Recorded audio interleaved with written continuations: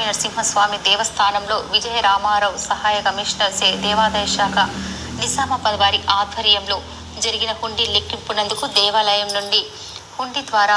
5,94,737 మరియు అన్నదానం హుండీ ద్వారా 2,33,905 సమకూరినవని, ఇందులో నుండి 4,69,112 ప్రభుత్వ నిధులకు జమ చేయడమైంది అని ఆలయ ధర్మకర్త నంబి పార్థసారథి తెలిపారు.